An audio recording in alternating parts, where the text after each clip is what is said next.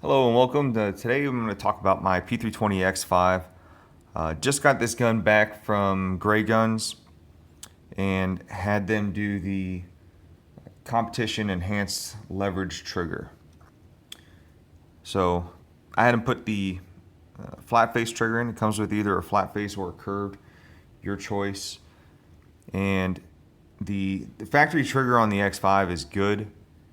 It's a decent trigger. It just, to me, it did not seem like it was a competition trigger. It just had a little bit of resistance in the middle of the pull that I didn't like, because I mean, if your trigger pull is interrupted, then it's gonna throw off your shot. You can't have an interrupted trigger pull. It's just got to pull straight through all the way to the rear. So I like the trigger a lot now. It's I don't know if it's worth it for $369, but it's definitely what I want. I mean, it's definitely the best trigger that I've ever felt in a polymer gun. And I have also for comparison, I have the factory X5 fire control unit in a P320 compact. So I'll show that to you as well. So just going to talk about this trigger real quick and how it is and what it does. So I like the flat face trigger better for me, because what it does is it breaks right there at 90 degrees. Now, with the other triggers, they're going to come back further. So that's going to give me, what could be this, it's going to give me more of a trigger like that by the time that the trigger breaks. So I like just coming straight back. You see that motion is very consistent. It's very flat. It's not pulling one way or the other. When I have to come further back, that changes my grip to where I'm rolling that finger in like that. So I like the flat face trigger for that reason. Now, as you can see, it breaks right at 90 degrees, which is ideal. Like I said, it gives you that straight trigger finger. Reset is maybe a quarter of an inch, but it's a smooth reset. It flows out gradually. So you hear the little click there for the reset, and I come back in maybe an eighth of an inch, and it breaks. That's a light trigger. I think the factory weight on the X5 is about 5 pounds, 12 ounces. This trigger here I've weighed in about 4 pounds,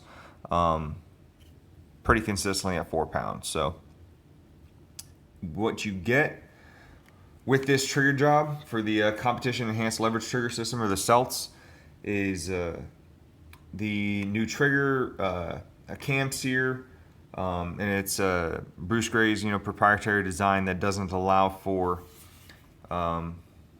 it maintains the drop safety feature while still having the reduced trigger weight.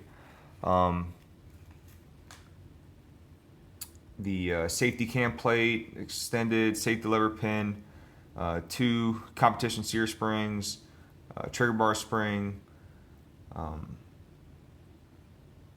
the sear housing pin, and he polishes and smooths everything out. So it's a nice trigger pull. It really is.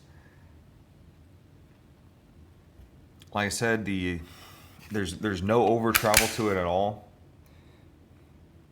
And you see right where it breaks, it stops. It doesn't go back any further than that. Now, what I haven't tried from Bruce is the